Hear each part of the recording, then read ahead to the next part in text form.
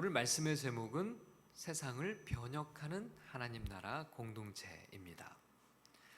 여기서 하나님 나라 공동체는 뭘 말하는 걸까요? 하나님 나라 공동체는 바로 교회죠. 교회의 정체성을 잘 보여줄 수 있도록 풀어준 표현이 바로 하나님 나라 공동체입니다. 여러분, 교회는 그저 세상의 많은 친목 모임 가운데 하나가 아니죠. 무슨 봉사단체도 아니고 동호회도 아닙니다. 학교도 아니고 학원도 아니죠. 계모임도 아니고 동창회도 아닙니다. 교회는 세상의 모든 모임들과 구별되는 유일한 것입니다. 자, 오늘 우리가 읽은 본문의 말씀은 바로 이 교회의 특징을 아주 잘 보여주는데요. 4절 말씀을 우리 다시 한번 읽어보겠습니다. 시작. 무릇 하나님께로부터 난 자마다 세상을 이기느니라. 세상을 이기는 승리는 이것이니 우리의 믿음이니라. 자, 여기에 교회의 첫 번째 특징이 있습니다. 교회는 무엇일까요? 하나님께로부터 난 자들의 모임입니다. 이것이야말로 성경이 우리에게 말씀하는 가장 위대한 선언들 중에 하나죠. 우리 그리스도인들의 정체성인과 동시에 교회의 정체성은 바로 여기에 있습니다. 우리는 누구라는 거죠? 하나님께로부터 난 자들. 하나님께로부터 난 자들은 무엇을 뜻할까요? 하나님의 자녀들이죠. 요한복음 1장 12절은 우리에게 이렇게 말씀해요. 우리 함께 읽겠습니다. 영접하는 자 곧 그 이름을 믿는 자들에게는 하나님의 자녀가 되는 권세를 주셨으니. 여러분, 하나님의 자녀가 되는 권세를 받은 이들이 누구라고요? 이들이 바로 교회에 모여 있는 하나님께로부터 난 자들이에요. 여러분, 하나님이 누구신가요? 하나님은 온 우주를 창조하셨고 지금도 다스리시는 유일한 분이시죠.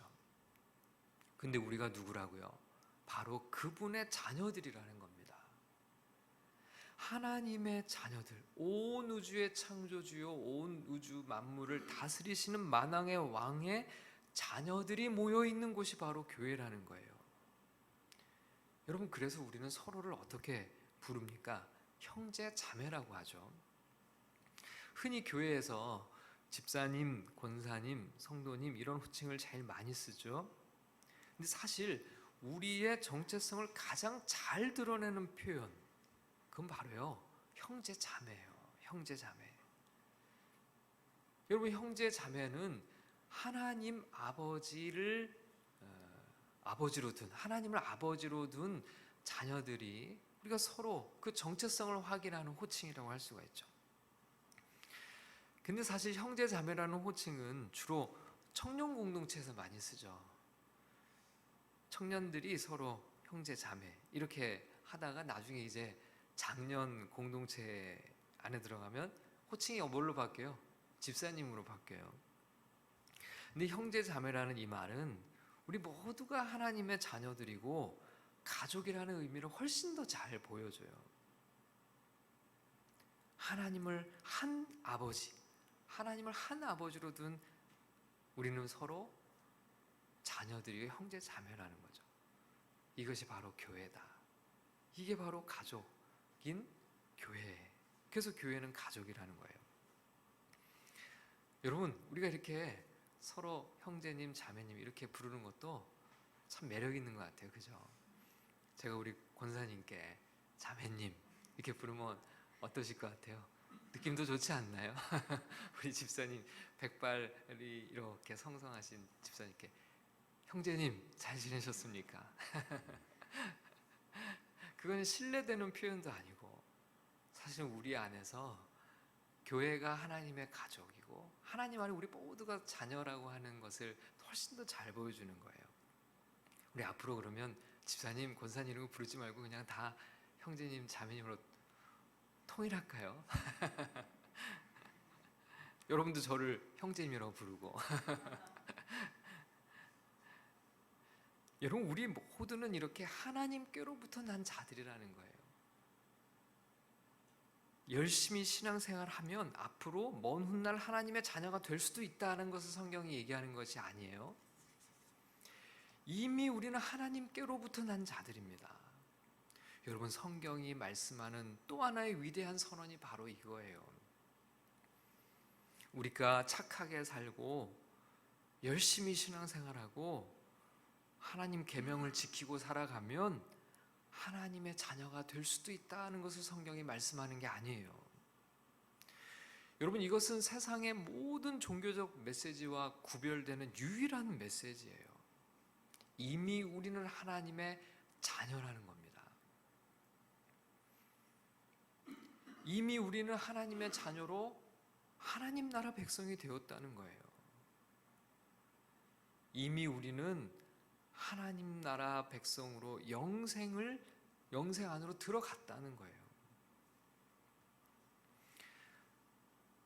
그렇기 때문에 우리는 이미 하나님 나라, 즉 우리 아버지이신 하나님이 다스리시는 그분의 나라에 소속하게 된 것이죠. 여러분, 우리의 소속은 어디 있습니까? 이 세상에 살아가고 있지만 우리의 소속은 이 세상이 아니라는 거예요. 우리의 시민권은 어디 있습니까? 하나님의 나라. 여러분, 어느 나라든지 공항 입국 심사대에는 두 가지 통로가 있어요. 외국인이 들어가는 통로가 있고 내국인이 들어가는 통로가 있어요. 외국인이 들어가는 통로는 줄이 길게 서 있어요. 절차가 복잡해요. 그리고 그 앞에서 들어갈 수 있을까 없을까? 마지막까지 도장이 찍힐 때까지 불안하고 초조해요. 심지어는요, 거기서 다시 돌아가는 비행기를 타고 입국 거부를 당할 수도 있어요. 그런데 자국민은 어때요? 내국인은 어때요? 무사 통과예요. 그냥 통과하는 거예요. 왜요? 그 나라의 국적을 소유하고 있기 때문에 그렇죠. 우리도 마찬가지라는 거예요. 하나님께로부터 난 자들, 즉 하나님의 자녀들은 하나님 나라의 국적을 이미 가진 자들이라고 성경이 말씀하고 있어요. 여러분, 이 세상에서의 삶이 타국에서의 생활과 같고 여행객과 같은 삶이라는 것이죠.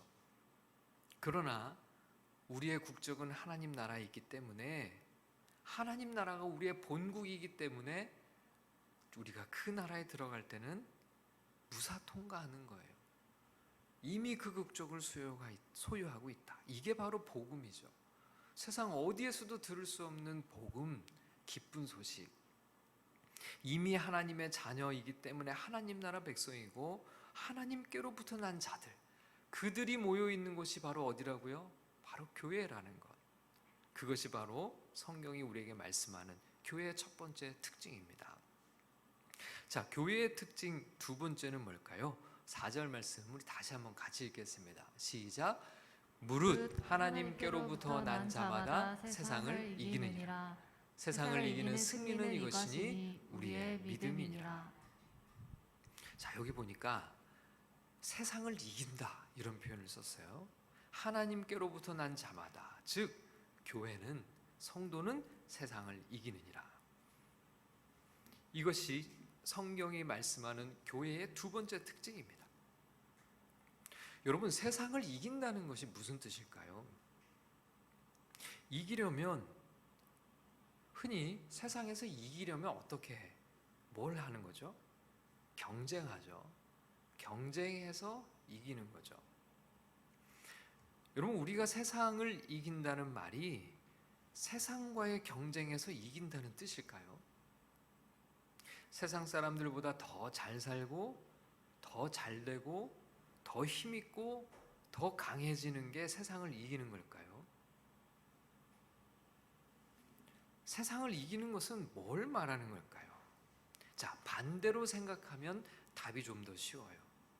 자, 세상에서 세상에 지는 건 뭘까요? 세상에 지는 것. 어떻게 하는 게 세상에 지는 걸까요? 여러분, 그것은 바로요, 세상에 물드는 거예요.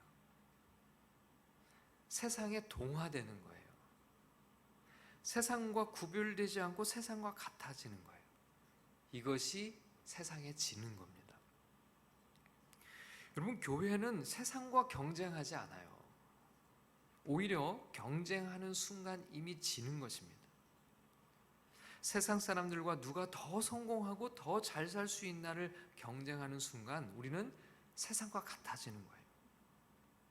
세상과 구별이 없어지고 동화되는 겁니다. 세상 사람들과 똑같이 생각하고 똑같이 고민하고 똑같은 목표를 향해 가고 똑같은 방법으로 사는 것이 지는 거예요. 여러분의 생각은 어떤가요? 여러분, 오늘날 교회가 세상과 정말 다른 것 같습니까? 그리스도인들이 세상 사람들과 다르게 살아가는 것 같습니까? 다르지 않다면 문제예요. 그건 바로 이미 지고 있다는 거예요. 교회가 그리스도인이 세속화되었다는 것은 바로 이런 의미입니다. 교회 안에 세상이 그대로 들어와 있고 그리스도인의 삶 안에 세상 사람들의 삶의 모습이 그대로 보인다면 이미 그것은 우리가 세상에 진 거예요. 자, 그렇다면 우리가 세상을 이긴다는 것은 무엇을 뜻하는 겁니까? 세상에 물들지 않고 동화되지 않고 세상과 구별되어 살아가는 거예요. 여러분, 거룩의 히브리어 단어의 의미가 바로 구별입니다. 구별. 세상을 쫓아가지 않고 세상에 떠밀려가지 않는 것이 바로 거룩한 삶이에요. 물살을 거슬러 헤엄치는 연어처럼 세상을 거슬러 사는 것이 이기는 삶이라는 겁니다. 여러분, 요한 1서 2장 15절에서 16절 말씀을 우리 같이 읽어보겠습니다. 시작. 이 세상이나 세상에 있는 것들을 사랑하지 말라. 누구든지 세상을 사랑하면 아버지의 사랑이 그 안에 있지 아니하니. 이는 세상에 있는 모든 것이 육신의 정욕과 안목의 정욕과 이생의 자랑이니 다 아버지께로부터 온 것이 아니요 세상으로부터 온 것이니라. 여러분, 성경은요 세상을 사랑하지 말라고 말씀하세요. 세상에 있는 것도 사랑하지 말라고 말씀하세요. 육신의 정욕과 안목의 정욕과 이생의 자랑을 따라 살지 말라는 겁니다. 대신에 무엇을 따라 살으라고요? 하나님의 뜻을 따라 살아라. 요한 1서 2장 17절 말씀을 읽겠습니다. 시작. 이 세상도 그 정욕도 지나가되 오직 하나님의 뜻을 행하는 자는 영원히 거하느니라. 여러분, 세상을 따라가지 않고 하나님의 뜻을 따라가는 것, 이것이 바로 세상을 이기는 삶이에요. 그리고 세상을 변혁하는 공동체입니다. 여러분, 그래서 교회는요 세상을 이기는 공동체인과 동시에 세상을 변혁하는 공동체예요. 이것이 성경이 말씀하는 위대한 선언입니다. 우리가 왜 교회로 모였을까요? 세상에서 더 잘 살려고? 세상에서 더 성공하고자 여기에 모여 있나요? 아니죠. 세상에 물들지 않고 세상을 따르지 않고 세상에 동화되지 않고 함께 세상을 거슬러 살아가기 위해서 이곳에 모인 것입니다. 여러분, 세상 한가운데서 하나님의 뜻을 이루기 위해 모인 하나님 나라 공동체가 바로 교회라는 거예요. 하늘에서 뜻이 이루어진 것 같이 땅에서도 이루어지기를 바라고 구하며 모여있는 이들이 바로 교회, 하나님 나라 공동체인 거죠. 세상에서의 성공을 기뻐하고 세상에서의 실패를 위로하기 위해서 교회가 모여있는 것이 아니에요. 오히려 세상에서 성공한 이들에게 또는 세상에서 실패한 이들에게 전혀 다른 가치, 잠시 잠깐이면 사라져버리고 말 헛된 것이 아니라 영원한 것, 세상으로부터 오는 것이 아니라 하나님 아버지께로부터 오는 것을 일깨워 주는 것이 바로 교회의 역할이라는 거예요. 여러분, 요한 1서 2장 17절 이렇게 되어 있죠. 이 세상도 그 정욕도 지나가되 오직 하나님의 뜻을 행하는 자는 영원히 거하느니라. 여러분, 세상에서 성공한 이들에게 우리는 이렇게 말합니다. 그 성공에 취하면 안 돼. 그래서 교만하면 안 돼. 육신의 정욕, 안목의 정욕, 이생의 자랑, 아무것도 아니야. 다 지나가고 마는 거야. 어떤 권력도, 어떤 재력도, 어떤 명예도 다 사라지고 말아. 그건 대단한 게 아니야. 인생의 진정한 성공은 당신이 하나님을 만나는 거야. 죄의 굴레에서 벗어나는 거야. 영원한 생명을 얻는 거야. 여러분, 성공에 취해 살아가는 이들에게 진리의 생수를 끼얹어 정신을 차리게 하는 것이 교회의 역할이라는 거예요. 세상에서 실패한 이들에게 말해야죠. 그 실패에 매몰되어서 허우적대지 마. 아무것도 아니야. 그건 절망할 일이 아니야. 진짜 절망스러운 것은 하나님을 만나지 못하는 거야. 영원한 심판에서 벗어나지 못하는 것이 가장 무서운 실패야. 하나님을 만났다면 이미 성공한 거야. 영원한 생명을 소유했다면 어떤 절망도 이길 수 있어. 실패로 절망하는 이들에게 희망의 빛을 비추어 주는 것이 바로 교회의 사명이라는 거예요. 여러분, 이것이 바로 세상을 이기며 살아가는 것입니다. 세상 한가운데 있으나 세상에 물들지 않고 하나님 나라를 드러내고 보여주고 살아내는 것이 바로 교회라는 거죠. 아직 완성되지는 않았으나 예수 그리스도의 재림과 더불어 완성될 하나님 나라를 미리 보여주며 살아가는 이들이 바로 교회, 하나님 나라 공동체의 사명이라는 사실, 그것이 바로 성경이 우리에게 말씀하고 있는 겁니다. 자, 세 번째 교회의 특징입니다. 그것은 바로 믿음이에요. 자, 오늘 본문 4절 말씀을 같이 읽겠습니다. 무릇 하나님께로부터 난 자마다 세상을 이기느니라. 세상을 이기는 승리는 이것이니 우리의 믿음이니라. 자, 여기 보니까 세상을 이기는 승리는 무엇이라고요? 네, 우리의 믿음. 세상을 이기는 승리는 바로 우리의 믿음이라고 했어요. 여러분, 여기에 우리가 세상에서 승리하는 삶의 비밀이 담겨져 있어요. 그 비밀이 뭐라고요? 믿음이라는 거예요. 요한일서 5장 5절 말씀은 이런 말씀이 있어요. 같이 읽겠습니다. 시작. 예수께서 하나님의 아들이심을 믿는 자가 아니면 세상을 이기는 자가 누구냐?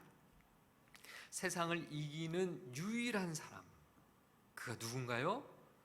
예수가 하나님의 아들이심을 믿는 자라고 얘기를 했어요. 여러분, 이걸 모르며 살아가면 세상에 동화될 수밖에 없어요. 그러나 예수가 하나님의 아들이심을 믿는 사람은 다르다는 거예요. 이들은 세상을 이기며 산다는 거예요. 세상의 삶과 구별된 삶을 살아간다는 거예요. 세상 한가운데서 하나님 나라 백성으로 살아간다는 거예요. 세상을 거슬러 살아간다는 거예요. 세상을 변혁하며 살아간다는 거예요. 하나님 나라 시민으로 하나님의 뜻을 이루며 살아간다는 겁니다. 이 모든 승리가 어디에서 출발한다고요? 믿음에서 출발한다는 겁니다. 예수가 하나님의 아들이라는 것을 믿는 것, 이것을 믿는 이들이 모여있는 곳이 어디입니까? 그들이 바로 교회, 하나님 나라 백성 공동체예요. 자, 그러면 여기서 교회가 할 일이 분명해집니다. 우리가 할 사명이 분명해져요. 여러분, 이 믿음을 세상에 전하는 것, 여러분, 믿음의 공동체가 왜 오늘날 우리가 이렇게 존재하는가? 이 믿음을 세상에 전하는 사명이 우리에게 있다는 거예요. 예수가 그리스도요 하나님의 아들이심을 전하는 것. 여러분, 교회는 바로 이 믿음을 전수하고 전수받는 곳입니다. 여러분, 이게 빠지면 교회는 세상에 그냥 동호회와 하나도 다를 것이 없죠. 우리끼리 모여서 서로 위로하고 서로 위로받는 곳이 교회인가요? 아니에요. 교회는 바로 이 믿음을 공고하게 세워가는 공동체예요. 이렇게 믿음의 사람들을 세워가면서 우리가 세상을 변혁하고 세상을 이기는 겁니다. 그렇기 때문에 교회 공동체의 중심엔 언제나 무엇이 있었을까요? 선교가 있는 거예요. 예수가 바로 그리스도의 하나님의 아들이심을 세상에서 증거하는 것, 그것이 바로 지난 2000년 동안 교회의 본질적 사명이었고, 주님이 다시 오시는 그날까지 교회가 해야 할 사명인 것이죠. 여러분, 우리 새로운 교회는 세상을 이기는 믿음을 전수하는 교회가 되기를 소원합니다. 예수가 그리스도요 하나님의 아들이라는 이 복음을 전하는 하나님 나라 공동체가 되어야죠. 이것에 우리의 모든 것을 걸어야 합니다. 이 믿음을 지닌 이들이 바로 하나님께로부터 난 자들이고 세상을 이기는 자들이에요. 교회는 어떻게 세상을 이기는가? 이 믿음을 전하고 이 믿음의 사람들을 일으켜서 세상을 이기고 변혁하는 것입니다. 세상을 이기는 공동체, 승리하는 삶, 세상을 변혁하는 하나님 나라 공동체, 예수가 그리스도시요 하나님의 아들이심을 증거하는 공동체, 이렇게 믿음의 사람들을 세워가는 공동체, 우리 함께 세상을 변혁하며 나아가는 하나님 나라 공동체를 이루어가기를 축복합니다. 이런 은혜가 우리 모두에게 함께 하시기를 주님의 이름으로 축원합니다.